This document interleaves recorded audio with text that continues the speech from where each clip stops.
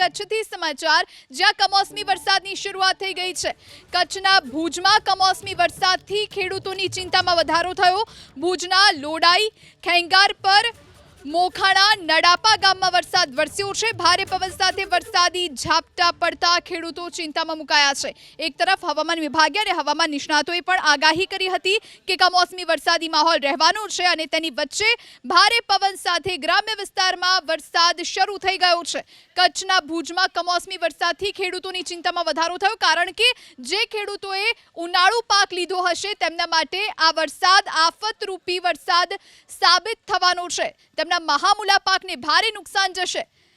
તો ગ્રામ્ય વિસ્તારો ખેંગાર પર મોખાણા, નડાપા ગામમાં વરસાદ વરસી રહ્યો છે। આપ જોઈ રહ્યા છો અલગ અલગ દ્રશ્યો, ભુજ, અંજાર અને રતનાલના દ્રશ્યો છે।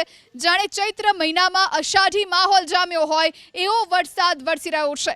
ભુજ, અંજાર અને રતનાલના આ દ્રશ્યો, જ્યાં બપોરથી વાતાવરણમાં પલટો આવ્યો અને ત્યારબાદ ભારે પવન સાથે વરસાદ ખાબક્યો છે। આ વિશે વધુ જાણકારી માટે સંવાદદાતા હર્ષદ ઠાકુર ફોન લાઈન પર જોડાયા છે। હર્ષદ, કચ્છના ભુજમાં કમોસમી વરસાદ, ખેડૂતોની ચિંતા વધી છે। કયા કયા ગ્રામ્ય વિસ્તારમાં વરસાદ?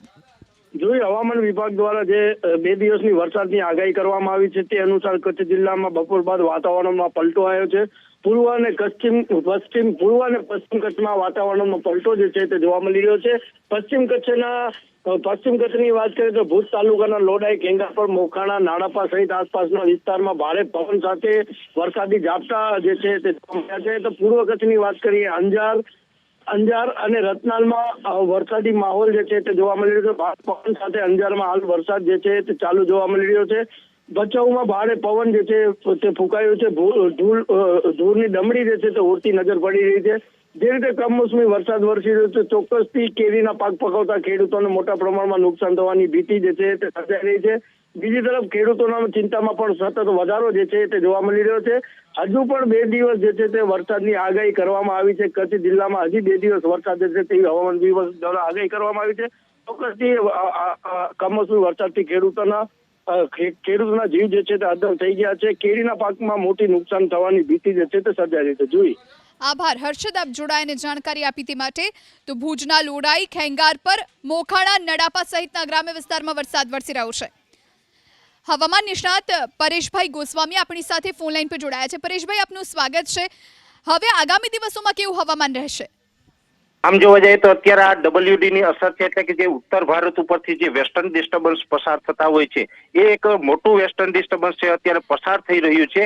અને અત્યારે ઉત્તર અને ઉત્તર પશ્ચિમના પવનો છે, જેને કારણે એના જે ટ્રફ છે એ ગુજરાત સુધી લંબાયા છે, જેને કારણે ગુજરાત ઉપર એક બહોળો ભેજનો શિયર ઝોન સર્જાયો છે, જેને કારણે આજે 13 એપ્રિલથી આજે વરસાદની શરૂઆત થઈ છે। કમોસમી વરસાદની શરૂઆત થઈ છે, જેમાં કચ્છ અને પશ્ચિમ સૌરાષ્ટ્રના ભાગોની અંદર અત્યારે અસર જોવા મળી રહી છે। હજુ આવનારા લગભગ 4 થી 5 દિવસ સુધી આ વેસ્ટર્ન ડિસ્ટર્બન્સની અસર રહેશે ને 4-5 દિવસ સુધી હજી રાજ્યની અંદર છૂટાછવાયા માવઠાના ઝાપટા છે એ રોજ અલગ અલગ વિસ્તારોની અંદર જોવા મળે તેવી શક્યતાઓ છે। જેમાં ખાસ કરીને 14 અને 15 એપ્રિલ આ 2 દિવસ એવા હશે કે આ 2 દિવસ દરમિયાન રાજ્યની અંદર માવઠાની તીવ્રતા વધારે રહેશે અને આ બંને દિવસ દરમિયાન જે માવઠું થશે ત્યાં થંડરસ્ટોર્મ એક્ટિવિટીના ભાગરૂપે થશે। એટલે જે વિસ્તારોની અંદર માવઠું થશે ત્યાં ગાજવીજ અને પવન સાથે વરસાદ પડે તેવી પણ શક્યતાઓ રહેલી છે। જી આભાર પરેશભાઈ, અમારી સાથે જોડાવા માટે। તો આપણી સાથે સ્થાનિક ખેડૂત ભીમજીભાઈ ફોન લાઈન પર જોડાયા છે। ભીમજીભાઈ, આપનું સ્વાગત છે। જે કમોસમી વરસાદ વરસી રહ્યો છે, ખેડૂતો માટે કેટલી નુકસાની લઈને આવશે? આપે કયું વાવેતર કર્યું હતું, આપને કેટલું નુકસાન જશે? અત્યારે કચ્છમાં અત્યારે ફૂલ પવન અને વરસાદ જો વાતાવરણ સર્જાઈ રહ્યો છે। બગાયતમાં જોઈએ તો કેરી અને ખારેકના પાકમાં મોટો નુકસાન છે અટાણે। ભીમજીભાઈ, અન્ય કયા વિસ્તારોમાં વરસાદ વરસી રહ્યો છે? અત્યારે ભુજ તાલુકાના લોડાઈ, ખેંગારપર, ઉમેદપર અત્યારે ત્યાં પણ વરસાદ ચાલુ છે અને અંજાર તાલુકામાં પણ મેસેજ છે વરસાદના। જી આભાર ભીમજીભાઈ।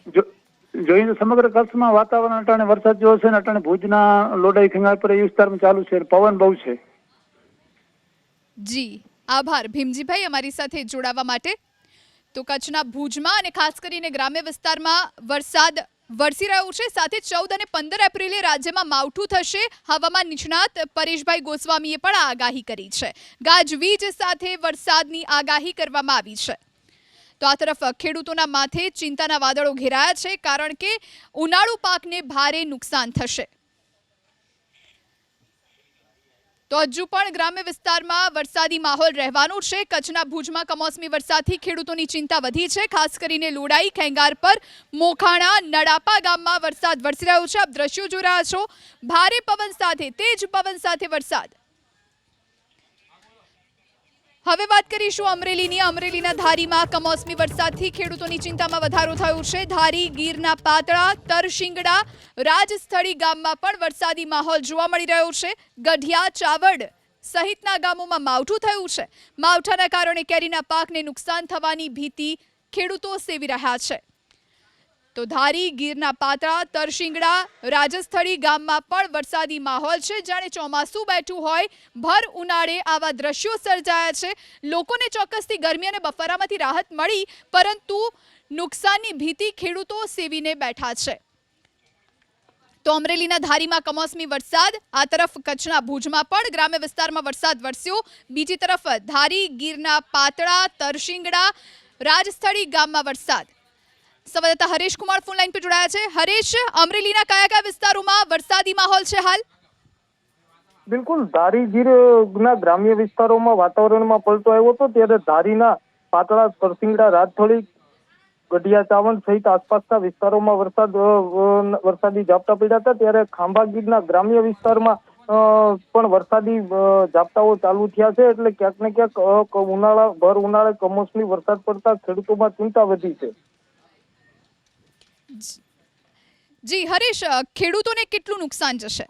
બિલકુલ, અમરેલી જિલ્લો એક બાગાયતી ધરાવતા મોટી સંખ્યામાં ખેડૂતો બાગાયતી પાક ધરાવે છે. કેસર કેરી સહિતના જે આંબેરણ છે, ત્યારે અત્યારે આંબા ઉપર કેરી આવી ગઈ છે. ત્યારે આ કમોસમી વરસાદ બાગાયતી કેરીના પાકને વ્યાપક પ્રમાણે નુકસાન પહોંચાડી શકે છે. ખાસ જે પ્રકારે પવનની ગતિ પણ આજના સવારથી જ જે પ્રમાણે વધી રહી છે, તેના કારણે ક્યાંક ને ક્યાંક આંબેરણ પણ ખરવા લાગે છે. અને દરમિયાન આજ બપોર બાદ જે પ્રકારે કમોસમી વરસાદ પડ્યો છે, તેના કારણે પણ ક્યાંક ને ક્યાંક નુકસાની વેઠવાનો ખેડૂતોને વારો આવી શકે. જી આભાર હરેશ, આપ જોડાઈને જાણકારી આપી તે માટે. તો કચ્છ અને અમરેલી, કચ્છના અંજાર, ભુજ સહિતના વિસ્તારોમાં વરસાદી માહોલ છે. આ તરફ અમરેલીના ધારીમાં કમોસમી વરસાદથી ખેડૂતોની ચિંતા વધી.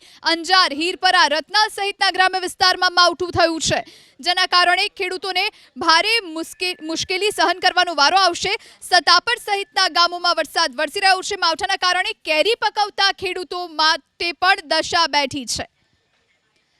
આપણી સાથે સ્થાનિક ખેડૂત ચંદુભાઈ ફોન લાઈન પર જોડાયા છે. ચંદુભાઈ, આપનું સ્વાગત છે. આપે કયા પાકનું વાવેતર કર્યું હતું? હાલ શું પરિસ્થિતિ, કેટલું નુકસાન?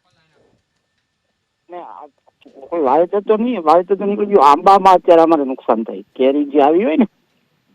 હેલો જી, કયા કયા ગામોમાં વરસાદ છે ત્યાં? પાતળા, રાજસ્થળી, તરસિંગડા, ગઢિયા, ચાવંડ. જી જી આભાર ચંદુભાઈ અમારી સાથે જોડાવા માટે અને વાતચીત કરવા માટે.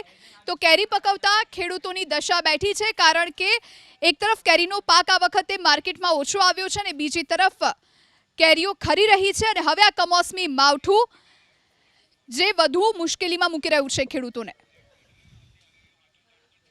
તો કચ્છ અને ઉત્તર ગુજરાત, જ્યાં આજે ને આવતીકાલે વરસશે કમોસમી વરસાદ, હવામાન વિભાગે કરી છે આગાહી. હવામાન વિભાગ અનુસાર ઉત્તર ગુજરાત અને દક્ષિણ રાજસ્થાન પર સાયક્લોનિક સર્ક્યુલેશન સિસ્ટમ સક્રિય થઈ છે, જેના કારણે વરસાદી માહોલ જોવા મળી રહ્યો છે, જેને લઈ કચ્છ અને ઉત્તર ગુજરાતમાં કમોસમી વરસાદ વરસશે. આજે કચ્છ, બનાસકાંઠા, સાબરકાંઠા, અરવલ્લી, મહીસાગર અને દાહોદ જિલ્લામાં માવઠું પડશે. તો આવતીકાલે કચ્છ, બનાસકાંઠા અને સાબરકાંઠા જિલ્લામાં માવઠું પડશે. હવામાન વિભાગના મતે માવઠાને લઈ 2 દિવસ તો તાપમાનમાં કોઈ ખાસ ફેરફાર નહીં થાય, પરંતુ 2 દિવસ બાદ તાપમાનમાં 2 થી 4 ડિગ્રીનો વધારો થશે. ખાસ તો સૌરાષ્ટ્ર કચ્છના દરિયાકાંઠાના જિલ્લામાં અકળામણ ભર્યું વાતાવરણ રહેશે. હવામાન નિષ્ણાત અંબાલાલ પટેલે પણ આગાહી કરી છે કે 2 દિવસ કચ્છ અને ઉત્તર ગુજરાતમાં ગાજવીજ સાથે વરસાદ વરસશે. અંબાલાલ પટેલના મતે માવઠા બાદ કાળઝાળ ગરમી પડશે, તો જુલાઈ અને ઓગસ્ટ મહિનામાં ગુજરાતમાં સાર્વત્રિક વરસાદ વરસશે. આજે રાજકોટ, સુરેન્દ્રનગર અને વલ્લભ વિદ્યાનગર સૌથી ગરમ રહ્યા.